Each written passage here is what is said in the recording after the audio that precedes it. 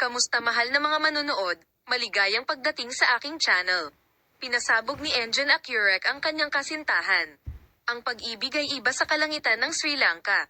Narinig ng lahat ang tungkol sa pag-iibigan ni Tuba Buyak Ustan at Engin Akyurek, na nagsimulang umibig pagkatapos ng serye sa TV na kanilang pinagbidahan. Ang magkasintahan ay nagpunta sa Sri Lanka sa Indian Ocean. Si Engin Akyurek ay nagpakawala ng kanyang pagmamahal sa bakasyon.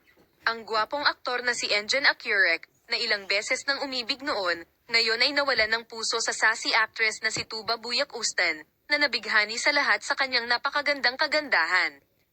Ang mag-asawa, na nagsimulang umibig sa wikang kanilang nilalaro, ay nagpatuloy sa kanilang pagmamahalan sa mga pista opisyal at paglalakbay.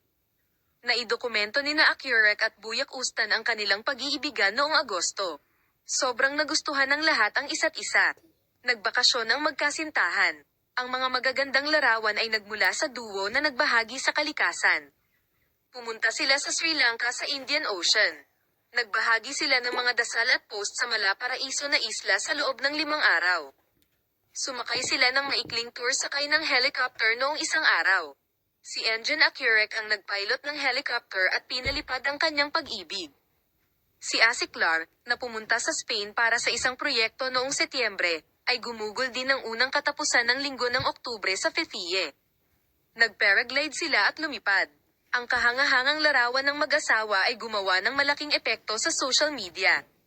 Ang magagandang frame mula sa mag-asawang Engin Akyurek at Tuba Buyak Ustan ay naging isang malaking hit sa social media.